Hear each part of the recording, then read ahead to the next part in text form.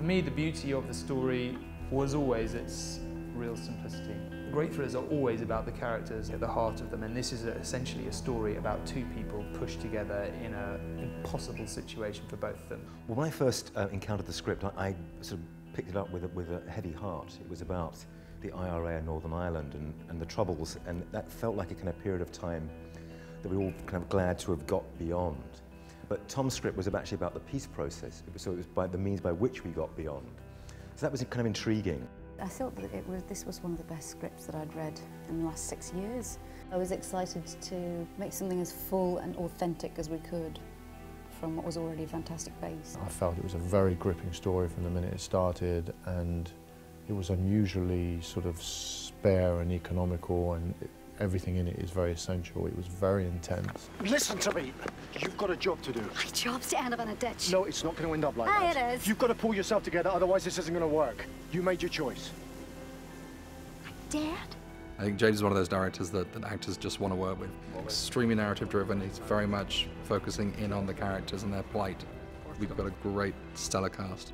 I think I was most impressed with his commitment to the truth of the conflict, the truth of the scene, the truth for the individuals, the actors. He was determined that could and would be found. The thing is, he's so respectful, he's so good at dealing with people, but he's so good at understanding people and at getting to the root of somebody's pain. I just trusted him implicitly. The reason I optioned the book in the first place was simply her story. You know, this woman who's given this impossible choice to spend 25 years in prison or become a spy and have the opportunity to be with her son and watch him grow up. I built the story as a kind of portrait of kind of, in a way, what was really happening in this war and the real intensity that lay at the heart of it. People are trapped in situations. My character's trapped in a situation. Collette and her family are trapped in a situation. There's no clear-cut answers because there never are in situations like this, and I think that's one of the strengths of the film. This was a book that Tom wrote 16 years ago, and I think he always wanted it to end up on the screen. So I've always thought it would make a great film, and some of my other books have kind of, you know, gone down the film route, but this is the one that I always thought was the most obvious. It all started really with James. When James came on board, that's when we really felt that we had some real momentum. We shot largely in Dublin, which has interesting similarities with Belfast and interesting differences, both of which we embrace. We tried to create a Belfast that was a Belfast for our story. The challenge for us was always to keep this film feeling original. So I think it's been quite refreshing being in Dublin. The great joy of being a director is that you get to choose your principal collaborators and your heads of department. When I was talking with the DP, Rob Hardy, we definitely wanted to make something that was sleek, if I can use that word, and classical, and not a Troubles film where we were obliged to do lots of handheld camera work. We wanted to make something, and we all say this all the time, but in the vein of those great 70s American thrillers. Ultimately, what you're trying to do is make something that's worthy of a big screen and that can hold people's attention in a certain kind of way.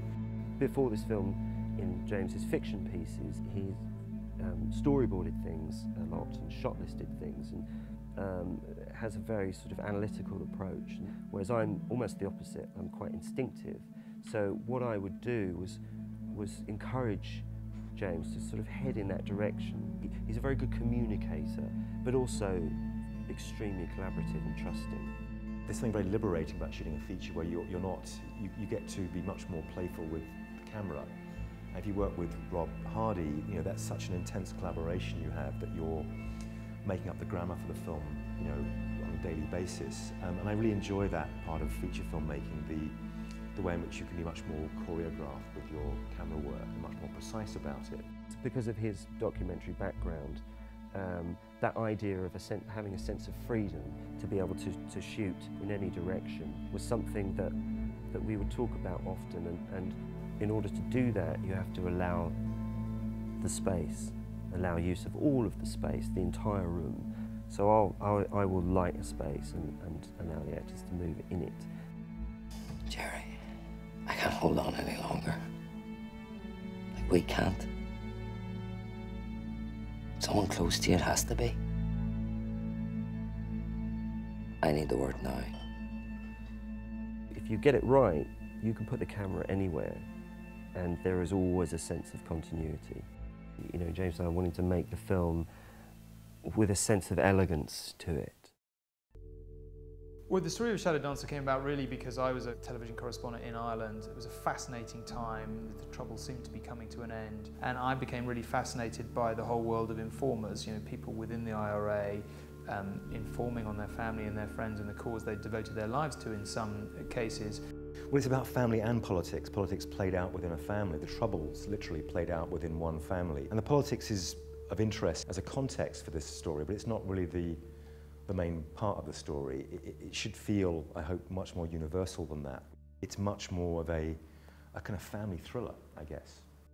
Initially, the thing that attracted me to Collette was her situation. Collette had a real stillness and strength. She had to be so very strong to survive what she did. I'm always attracted to characters that are grappling with things, and you know, I think that they're two characters that very much come from different worlds, and it's very much a clash. You know, I represent one side of something and she comes from something else, and they kind of meet, and you know, it's not an easy relationship. The risk that Kate's taking is the risk of deciding that one life is more valuable over another, but it doesn't necessarily affect her on a personal level in the same way that, you know, Colette's making a decision at the expense of really her whole family. What was all that with Delavine earlier? You feeling left out, Mac? So you're working another angle? No. Relax. We're all on the same side. In the case of the character of Mac, you know, it's being a good man in a bad world, which is always a very interesting kind of theme for a film. I always take great delight in destroying good men, having an upstanding fellow being taken down and destroyed. I think it's really good when you work with people who've made documentaries. I've done it a few times because their sensibilities are often very real. They're not interested in anything fake or phony because they've spent their lives trying to capture the essence of something very real. You know how uptight they are. Come on, Ian. Everyone's got to fight for that guy, right? I don't think mine's got long left. And I think James did a great job in sort of capturing the atmosphere of that period, really. He's a director that I've been tracking since his early days as a documentarian, and certainly since Man on Wire. Man on Wire I thought was just a brilliant documentary which was very, very strongly driven by pure narrative. But a lot of the actors that have been cast are quite just, you know, naturalistic and real. People like Breed Brennan and David Wilmot, Donald Gleeson and Andrea. If you get good people around you, then it just makes it easy to work. I've never had a bad experience with somebody who I thought was really talented, really. Even if they're completely different, they'll come together when it needs to come together because you both know why you're there.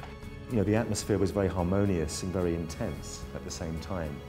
And I'm thrilled with all the performances. I mean, some people give performances, and I felt I was given them as gifts in this film.